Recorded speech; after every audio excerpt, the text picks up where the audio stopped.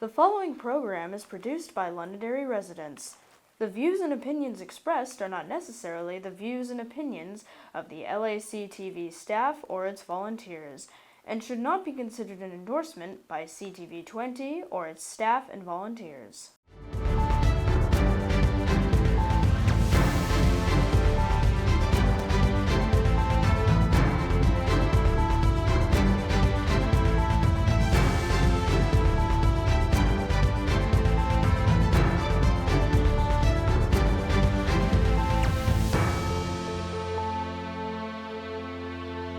Hello, Londonderry. Welcome to another episode of Concord Conversations. I'm one of your hosts this morning, Representative Wayne McDonald, representing the town of Londonderry and doing so proudly. And I'm delighted to have as my co-host this morning, Representative Tom Dolan off to the other end of the stage here. Good morning. And we're especially grateful to have our majority leader, our friend, our colleague, our neighbor, and in some ways our boss, the House Majority Leader, Representative Jason Osborne from Auburn here this morning to talk about what's going on at the State House, the session passed, a little bit about the session to come in January, and maybe about some of the subcommittees and the retained bills, of which I guess was a couple of hundred that we'll be dealing with this fall. So again, welcome, Jason, and thank you very much for being here. Oh, thank you for having me, Wayne. A pleasure to be here, although I often think of you as my boss, not the other way around. So we've got, starting off with the retained bills, because that's the most immediate thing. I mean, the House will not be meeting in full session again until January, but we've certainly got a lot of work to do in the next couple of months. All the retained bills have to be reported out of committees by November 17th so that we can consider them in January. And I know I've got 14 retained bills in my committee, although the prime sponsor of one of them surprised me and delighted me by telling me he wants it ITL, he wants it killed, inexpedient to legislate, because it dealt with the ALS registry, so the hospitals just aren't ready for it, so we don't have to consider that one. So at least I'm down to 13, I got a long way to go to get rid of the rest. But our subcommittees have been formed, and the first one for the Health and Human Services Committee is meeting on September 26th. Representative Merchant from Claremont is chairing that committee, and you know, the others will be meeting as time goes on. But that's 14 of them, and I think the speaker, you know, Representative Packard, who's also from Londonderry, indicated we have as many as 200. So we've got a lot of work to do, and all the committees will be hard at work, and that's going to be the focus for the next couple of months. So anything you want to elaborate on that, Jason, or any insights you have? Or? No, other than just generally with retained bills, these tend to be ones that we generally plan on killing eventually, but we're trying to extend some courtesy to some of our members to maybe give them a little extra opportunity to try to convince us otherwise. So of your 14 bills, like how many of them do you think are actually going to be successful at the end of the day? I wouldn't bet on a single one of them. Right, exactly. And it's the same in my committee. I think we have dozens just in my committee, and most of them will die. They were very contentious, on party lines, and at the end of the day, at least in our committee, we're not going to bring those to the full floor, knowing that they're hotly contested on a partisan basis. Sure. Tom, you're chairing the Commission on Commissions right now, and did you actually have any bills, or you were just? It was more of a study committee this past year, right? Right. Well, we've been charged by the Speaker and his staff to look at all these committees and commissions that have been put in place over the past several years that tend to grow over time. And I would say the way I characterize it, it's in many ways the cost of government, of doing government. We have so many of these committees and these commissions that it's hard to decide which ones are we going to continue to support, and which ones really have a life that are going to yield something. In many cases, these committees and commissions don't meet I mean, it extends even prior to the days of COVID, where you have to have a quorum, which is a majority of the committee or the commission to show up to conduct business. And in many cases, we don't get quorums. So these things stagnate and they sit in many cases for years.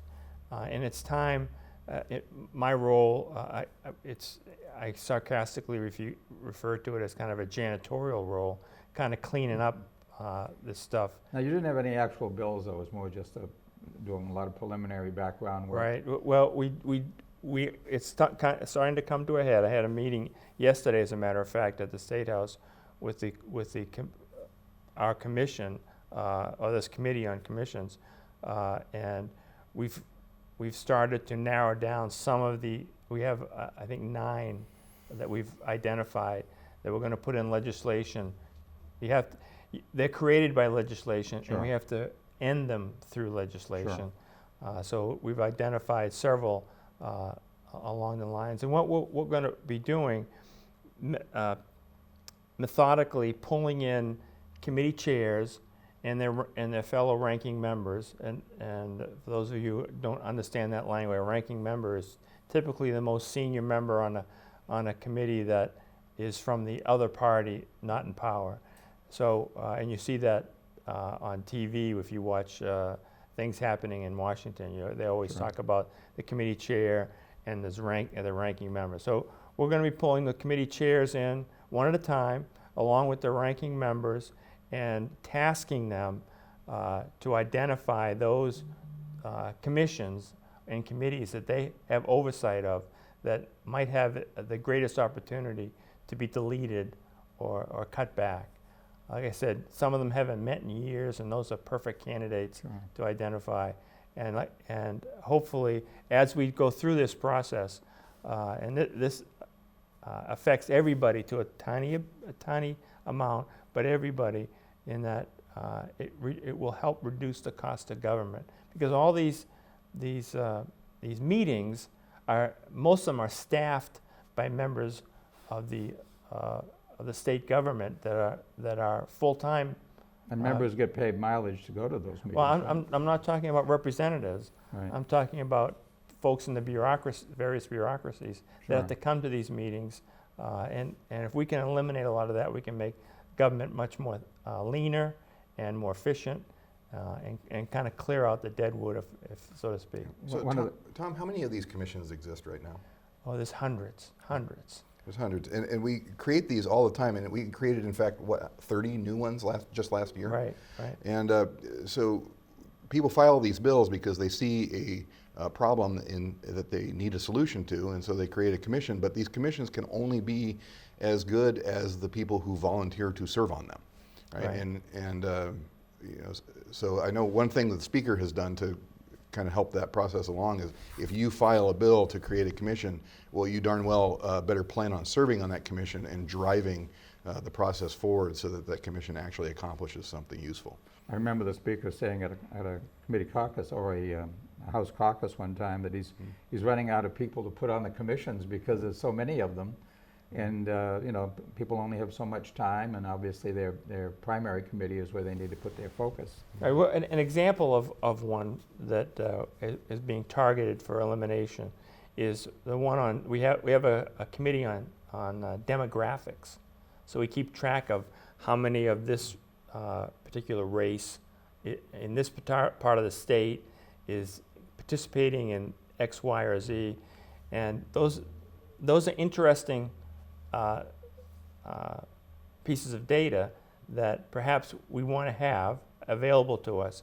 But what we have found is the UNH does a great job of keeping that data, and they do it where we don't have to pay for it and have a commission to go study it. It will be duplicative. We are paying for it, but just out of a different bucket, Right. so to speak. But So we should take advantage of those Sure. existing institutions duplicate that effort. already do it. I mean, one of the things that that House leadership did, one of the many great things that you did, not only creating the Committee on Commissions to get rid of a lot of these things, but Also the Special Committee on Housing, the Special Committee on Child Care, and Jason, I don't know if you want to talk about either one of those, but those are two other very pressing needs in New Hampshire, especially the housing one. And I know that Representative Alexander from Goffstown's been chairing that, and I hear he's been making some headway. Yeah, I think so. So I know, like you said, that those are two issues that are very important to Granite Staters, and they cross the lines of our normal statutory committees that exist, right? So housing, touches, the municipal committee, but it also touches the labor committee and commerce and all the different ones. So you gather resources that specialize in all those different committees. You put them on one committee together to tackle one specific problem. And I think they've come up with a number of ideas for legislation to file this year, and you'll see them filing this week. I think about 8 bills from the Housing Committee and several bills from the Child Care Committee, and that are all supported by members of both parties across all of these different areas. So. And that's so critically important given the numbers in the House right now, where we're almost even. As much consensus as we can achieve is that much more likelihood that we're actually going to get these resolved and some of these issues, effectively addressed.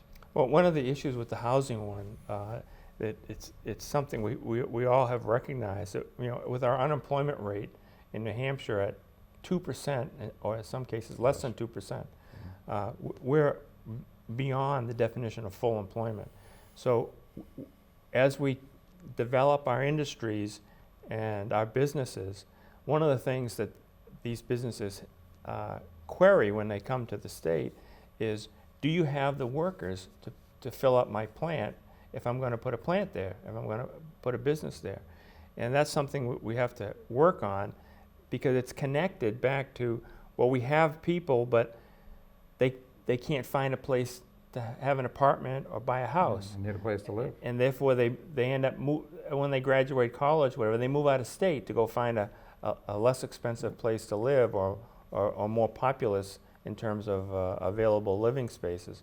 So we've got to keep that in mind, that we just can't keep developing more businesses.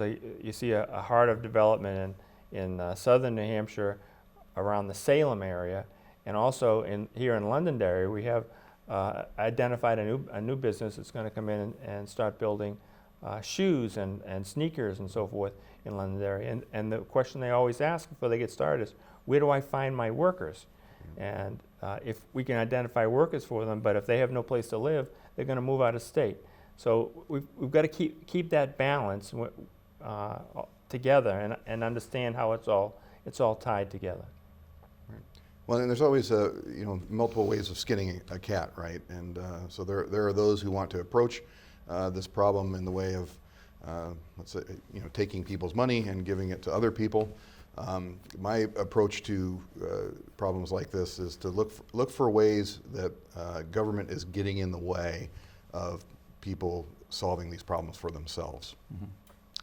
And so that's what I think that this Committee on Housing has been doing, and I think they've come up with a few great ideas. Excellent. Well, that's good. And we'll see those as the LSRs are filed this week, I'm assuming, this coming week.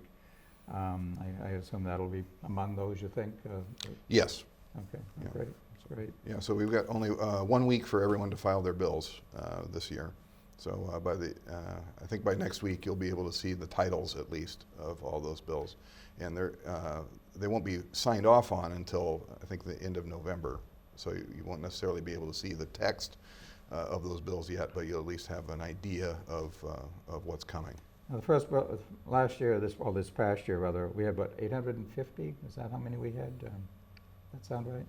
I think so, yeah. And the second year, we usually have less. Is that correct, or we hope to have less? Usually, and we hope, we cross our fingers, but generally, as a ballpark, we do about 1,000 bills a year between the House and the Senate. Okay.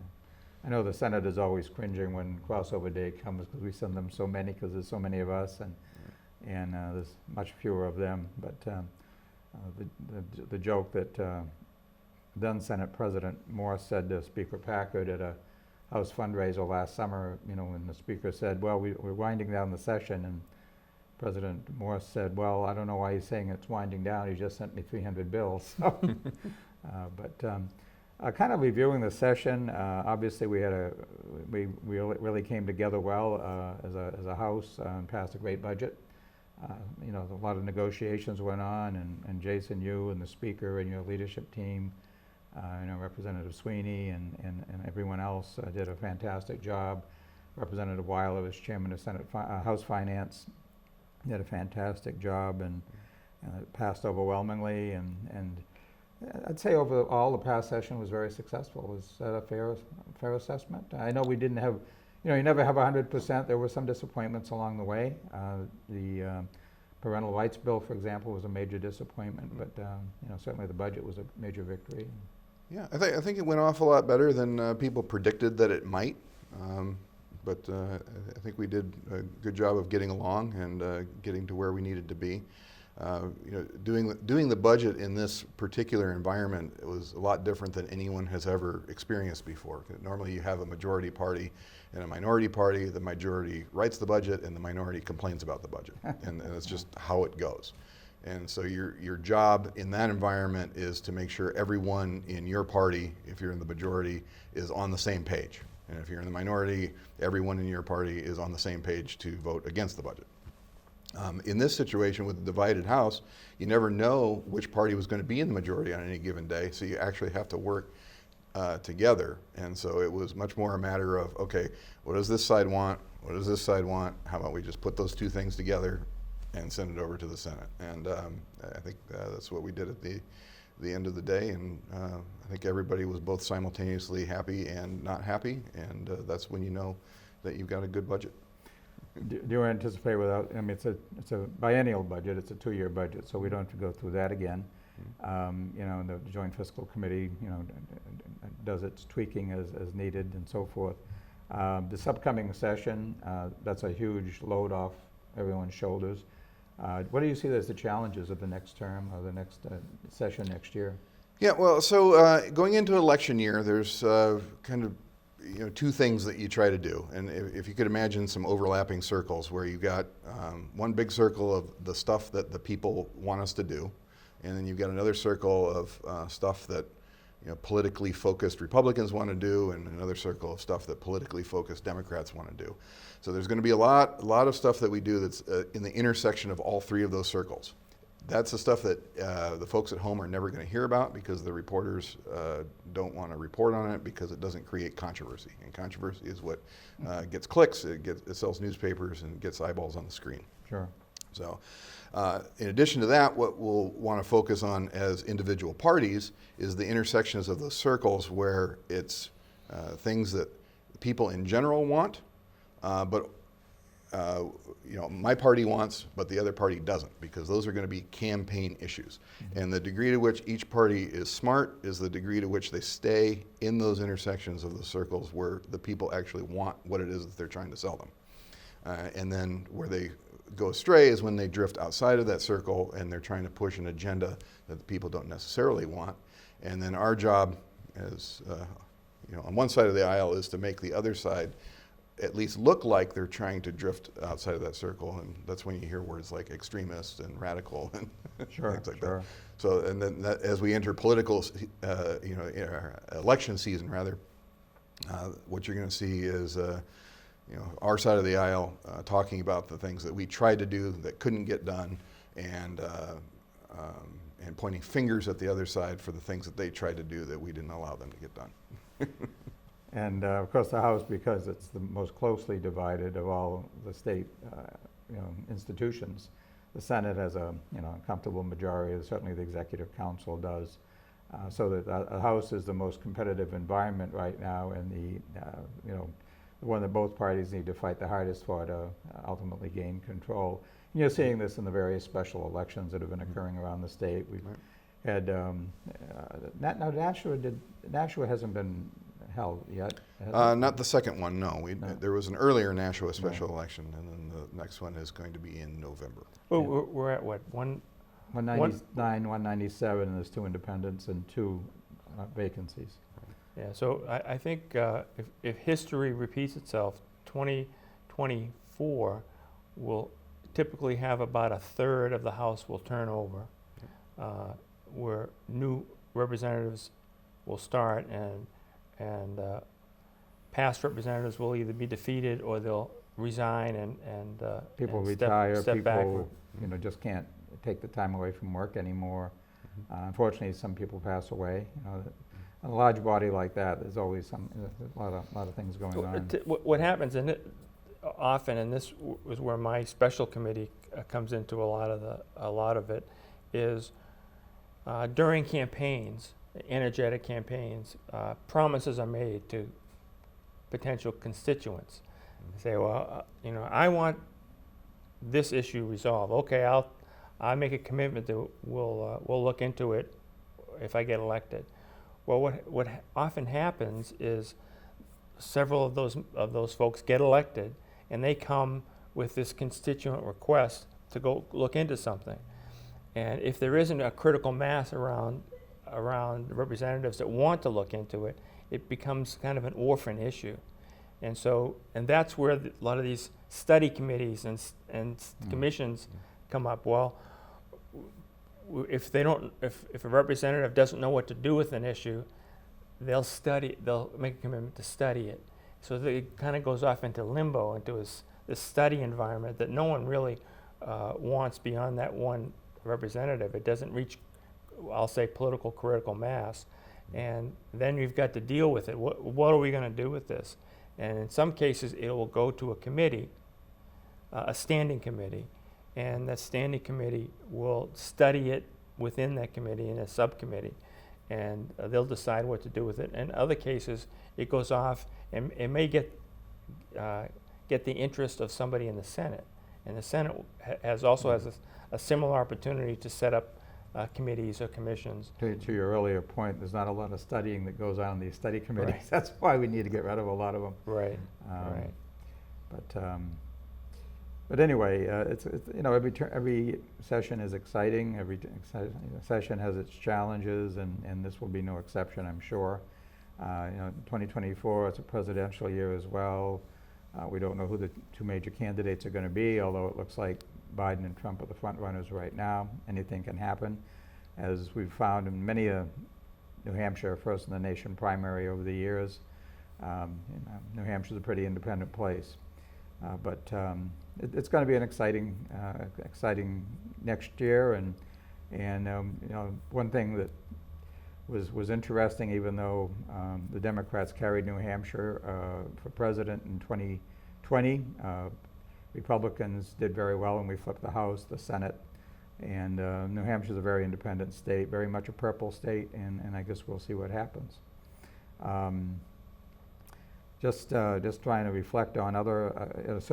Speaking of special elections, of course, the next one is next week, right? It is next Tuesday. September 19th, Northwood and Nottingham, and two very different candidates, two candidates very much representative of the two parties on the issues and so forth, and I'd say it's probably too close to call right now. I think that's a fair assessment. It is a very competitive district, and both sides are, I think, putting forward their fullest effort to win, and it'll be interesting to see who turns out. These special elections, it's all about which side can turn out their voters. Generally, the turnout percentage is very low compared to a regular election day, and hopefully we do our job. Yeah, well, in both parties, I think we'll be well served by the fact it's happening after Labor Day, after the summer is essentially over, and voters are more engaged and back to their normal schedules. They're not they're not at the beach as much. They're not hiking the mountains and so forth. So, Tom, you had a local issue you wanted to bring up on recycling. I did. Which is a big issue, throughout New Hampshire. The environment's very precious here in New Hampshire, and certainly here in Londonderry, we promote recycling and environmental issues. And right, if you're like I am in my household, somebody in your household is probably assigned the task of being the recycling king or queen, and opening the trash and taking those items that could be recycled and moving them into the recycle bin is one thing that we try to do. And I know in Londonderry we have the one-arm bandit type of trash removal where the trash trucks, they grab the trash can and they dump it. And we've gone through that process over several years ago. We have the recycle bins, which are blue, and the general trash bins, which are green. Well, one of the things that data has shown us is that when we recycle, especially the big plastic jugs that we buy our laundry detergent in, those in many cases are huge jugs. In some cases too heavy to pick up when you getting your groceries out of the car and bring them into the laundry room. In that case, so we have found nationally that only about 20% of those big containers find their way into the recycle stream. 80% are discarded without being recycled, and that's a shame because they are so large and they do take up so much space, and they are made up of the type of plastic that can be recycled. So I wanted to mention that there is an alternative. I'm not campaigning for any particular brand or whatever. Just in general, talk about the process of recycling those big plastic jugs, those huge laundry jugs. There is an alternative now that's relatively new to the market that I recommend you look into. And you can get these alternatives at the local grocery store, or you can buy them online at Amazon or Walmart or whatever. And it looks something like this. This particular brand, Freddy, is again, I'm not endorsing a particular brand, but this represents about 60 of those large plastic jugs right here. And this is what it looks like. Oh. It's a piece of laundry paper that you throw in your washing machine, and that represents all the detergent you need to do your laundry. And you don't have to dispose of those plastic jugs or carry them around, throwing your shoulder out or whatever, because they're so heavy. Full disclosure, I always put my plastic jug in the recycling bin though. Right. Well, that's the thing. You don't have to fill up your recycling bin with those plastic jugs, as this dissolves in the machine, and you never see it again. You have a little piece of cardboard left to recycle. But And that's regardless of the size of your load that Yeah. you would use one of those? right. So I would experiment. Some people like them. Some people don't like them. Some people think they do a great job. Others are less impressed. I mean, if you have the type of laundry chore where you have to special clean the certain spots or stains on the clothes, I don't know if these things would work all that well. But if it's just in general laundry, it would help a lot. I mean, like I said, we are, as in this case as Republicans, we're just as interested in the environment Of course. as any political party. So I just want to offer that up and mention that we do a pretty good job in Londonderry of recycling those things that we can recycle, and this is another opportunity to fit more stuff into that blue bin and get it recycled as we move along. We're pretty much out of time. Any closing comments, gentlemen, that you want to? Tom or Jason, any closing Well, comments? one thing I do want to say is that I'm very pleased with, we're coming towards the end of paving season. In the summertime, we spend a lot of time in our local communities fixing the potholes and fixing the roads. And I will say that I'm very proud of Londonderry's Public Works Department, and they partner with Continental Paving to repave a large number of our roads and fix the roads that are broken up. And they do a great job. I mean, if you take a ride to Nashua, and you're likely to come back needing a realignment of your car with the washboard effect you get with a lot of the roads. In Londonderry, they're perfectly smooth, and they do a great job. And I'm very proud of our local government, of how that's managed, and the oversight that's done by our Public Works Department. So, kudos to them for the hard work that they do in local government. Sure. Jason, any closing words? Or? Just looking forward to seeing what bills you guys file this week, and maybe we can come back and do this again. We can talk about all the great ideas that we're going to be campaigning on next year. Okay, absolutely. And again, Representative Jason Osborne, House Majority Leader, thank you very much for joining us this morning. Representative Dolan, thanks for co-hosting. Again, Representative Wayne McDonald here, and all of us are proud to be serving the people of New Hampshire and our respective communities, and we look forward to seeing you next time. Take care.